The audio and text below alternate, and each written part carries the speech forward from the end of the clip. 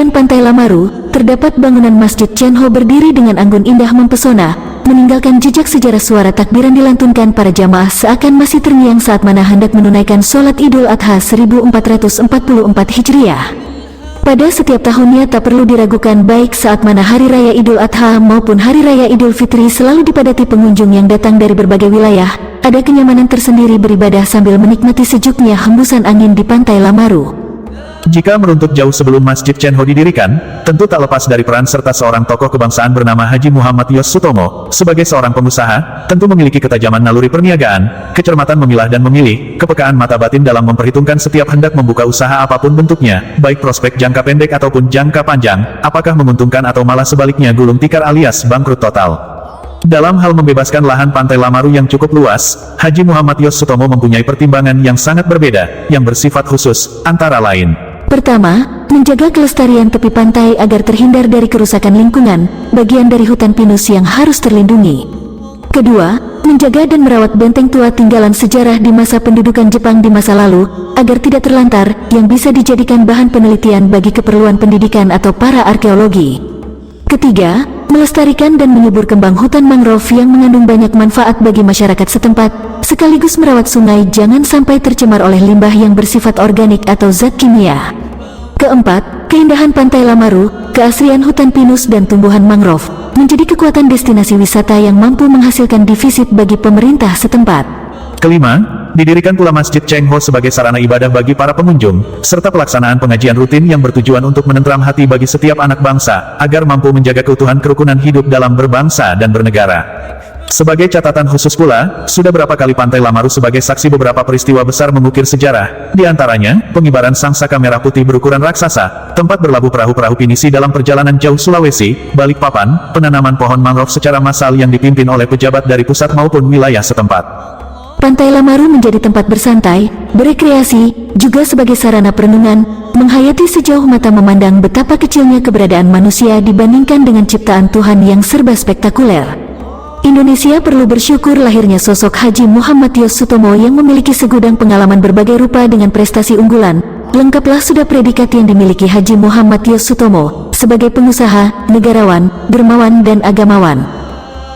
Satu sikap hidup Haji Muhammad Yos Sutomo yang perlu diteladani bahwa kesuksesannya di berbagai bidang usaha, tak luput dari kepercayaan Allah karena mampu menjalankan amanah, menciptakan pekerjaan bagi banyak orang, sehingga dalam hal pembangunan beberapa masjid Chenho termasuk yang ada di pantai Lamaru, sebagai wujud rasa syukur teramat dalam Haji Muhammad Yos Sutomo kepada Allah. Baginya sangat setuju dengan anjuran dalam mencari rejeki seakan menghadapi hidup 1000 tahun, dan apabila melakukan ibadah, berlomba-lomba berbuat kebaikan, seakan hidup hanya tinggal sehari, Masya Allah. Salam salut buat Bapak kebangsaan yang budiman, sehat selalu, negara dan rakyat masih membutuhkan tokoh Haji Muhammad Yos Sutomo. Alhamdulillah saya mewakili seluruh pengurus Masjid Al-Fatihah di Lamaru ini.